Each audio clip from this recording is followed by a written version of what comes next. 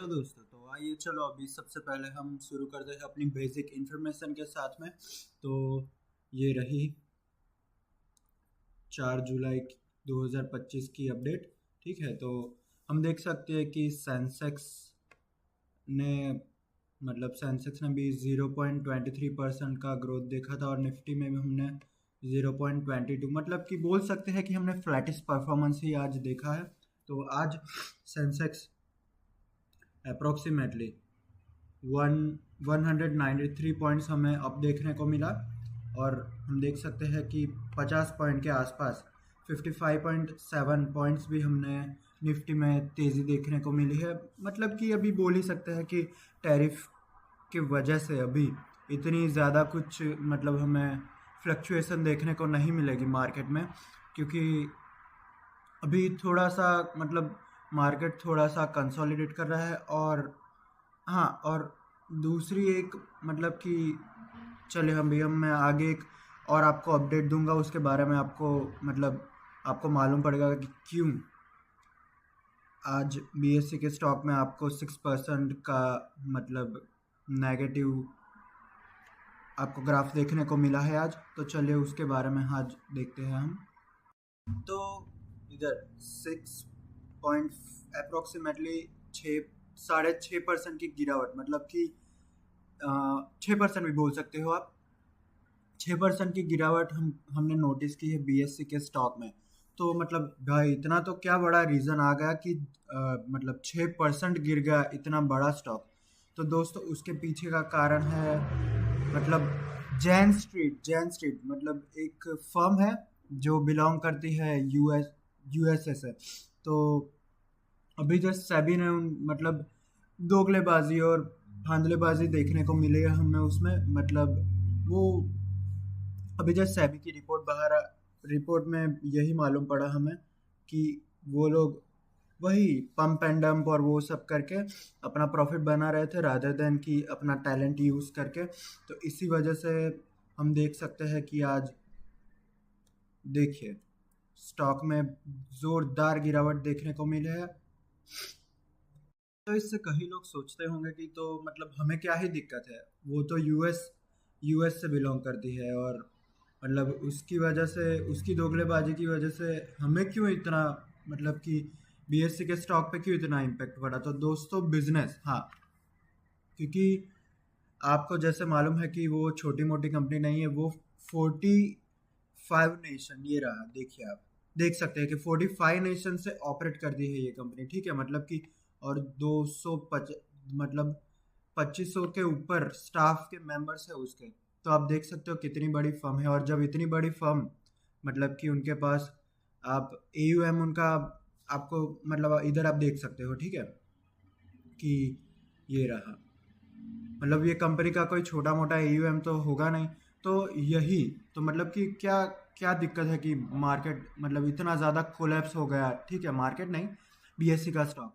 तो वही कि अभी थोड़ा सा डर का माहौल बना हुआ है कि इसी वजह से शायद इनके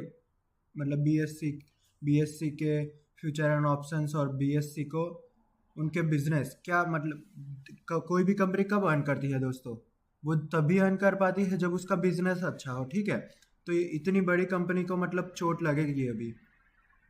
और सेबी दोस्तों आपको मालूम है कि अगर एक बार सेबी के चंगुल में फंस गए तो निकलना कितना बहुत ज़्यादा मुश्किल हो जाता है।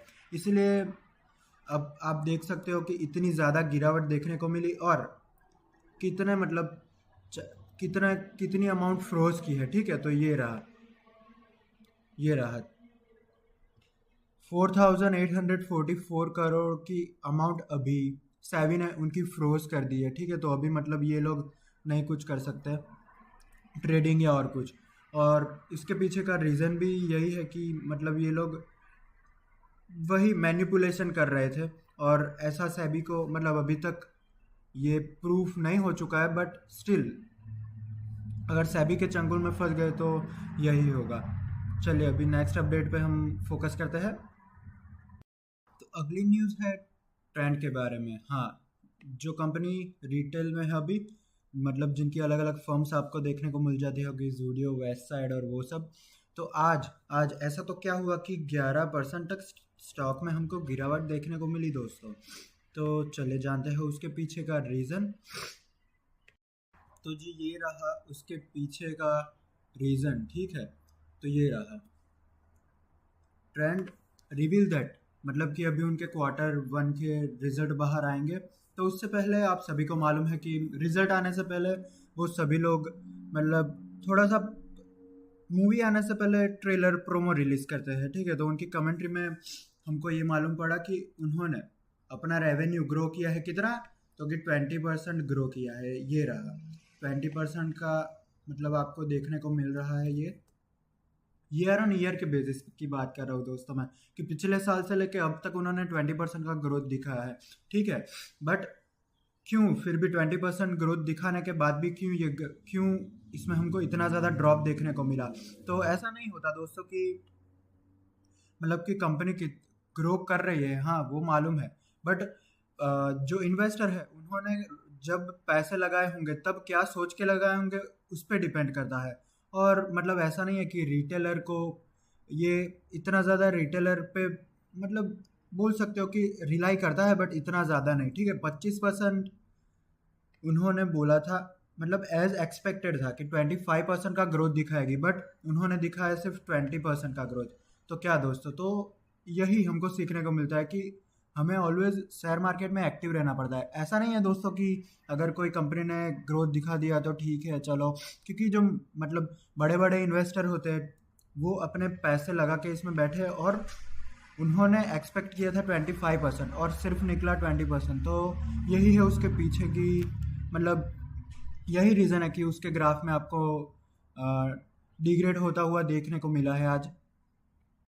गाइस अगला स्टॉक है बजाज फाइनेंस। आज आपने देखा कि मतलब 1.5% का आपने ग्रोथ देखा है बजाज में, ठीक है। तो उसके पीछे का रीज़न क्या है? तो उसके पीछे का रीज़न यही है कि उन्होंने मतलब प्रीव्यू दिया है बजाज फाइनेंस ने और बोला है कि उन्होंने ग्रो किया है। और अभी मतलब ईयर ऑन ईयर बेसिस पे हम देखें तो उन्होंने 23% का ग्रोथ दिखाया है। तो वो किसी मतलब बजाज जो कि एक लार्ज कैप कंपनी है उसके लिए बहुत बड़ी बात है।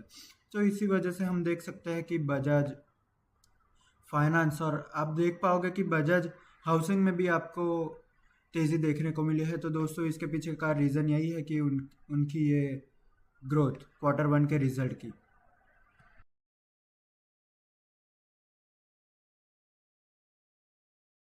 तो आप सभी को अभी क्वेश्चन रेज होगा कि हमने थोड़े दिन पहले ये मतलब कल यही चीज़ हमने देखी थी पीरामल के साथ में, फिर भी हमें उसमें मतलब उनकी डील तो बहुत बड़ी हुई थी, ठीक है। 80% अप्रोक्सीमेटली पीरामल ने अपने स्टॉक्स को मतलब पीरामल के स्टॉक्स एक्सचेंज हुए, तो फिर भी उसमें हमें ड्रॉप देखने को क्यों नहीं मिला। तो रीज़न दोस्तों उसके पीछे का यही है कि प्राइसिंग, ठीक है।